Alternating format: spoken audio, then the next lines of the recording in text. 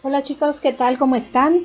Vamos a dar inicio a este último tema que tiene que ver con geometría y vamos a estar trabajando con el área en figuras compuestas. El concepto de área tú ya lo conoces, lo hemos estudiado. Tienes una tabla de hecho donde están todas las fórmulas y las reglas para calcular el área de figuras geométricas simples. Pero en esta ocasión no vamos a estar trabajando tanto con figuras por separado, sino que las vamos a estar combinando. Y vamos a recordar antes de entrar de lleno al tema algunos conceptos que necesito que tengas en la mente.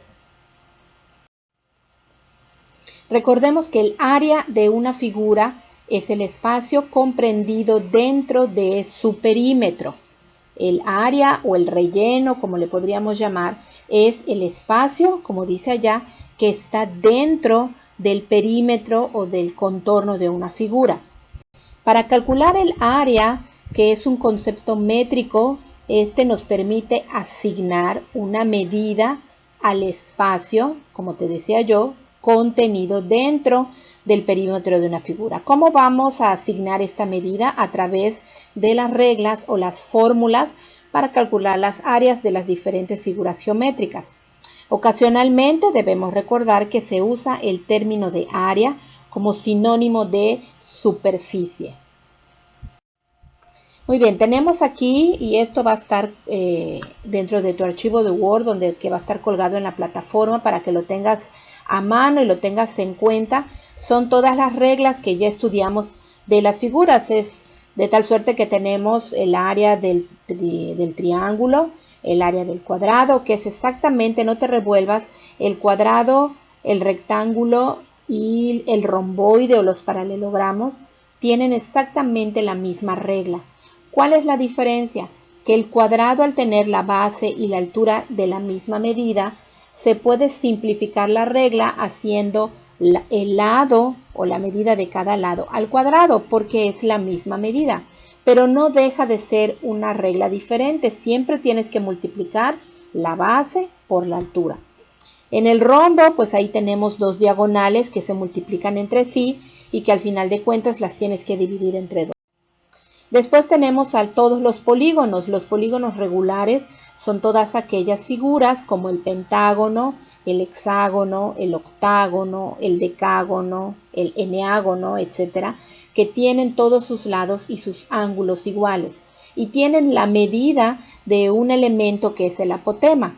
Entonces, para calcular el área, como lo dice la regla, tenemos que calcular primero el perímetro del polígono, multiplicarlo por el apotema y después dividirlo entre 2. Tenemos entonces también la fórmula del trapecio y, como te decía hace rato, del paralelogramo.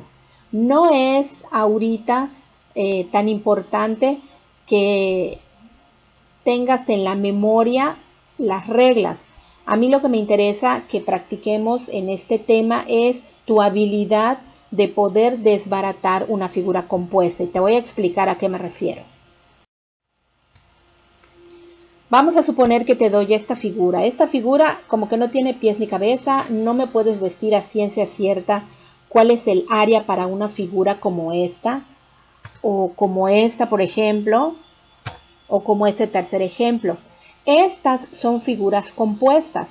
¿Qué es lo que tú tienes que desarrollar o qué habilidad tienes tú que desarrollar? Conociendo ya las figuras básicas de geometría con sus reglas o con sus fórmulas, tú tienes que ver la manera de desbaratar estas figuras compuestas en figuras conocidas para ti y que tengan una regla conocida. ¿Cómo podríamos desbaratar o dividir, por ejemplo, la primera figura? Si yo pudiera trazar esta línea que no existe, pero que la puedo trazar de manera como una línea auxiliar, y trazo, por ejemplo, otra paralela de este lado, y trazo una tercera línea. En lugar de tener una figura compuesta, si tú te fijas, ya tengo 1, 2, 3 y 4 figuras. O sea, la figura compuesta la desbaraté en 4 figuras conocidas.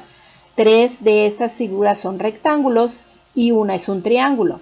Y tú sabes perfectamente la fórmula para calcular el área de un rectángulo y el área de un triángulo, ¿ya?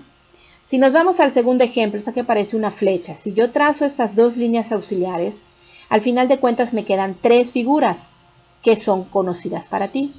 Si yo utilizo el tercer ejemplo que parece como un reloj y yo pudiera trazar estas dos líneas auxiliares, quizás entonces ahora podrías distinguir que tienes en la base como un trapecio, en medio tienes un rectángulo y en la parte superior tienes un pentágono. Y si conoces la fórmula de cada una de ellas. Pero me voy a detener un ratito en la primera figura. La voy a reproducir aquí.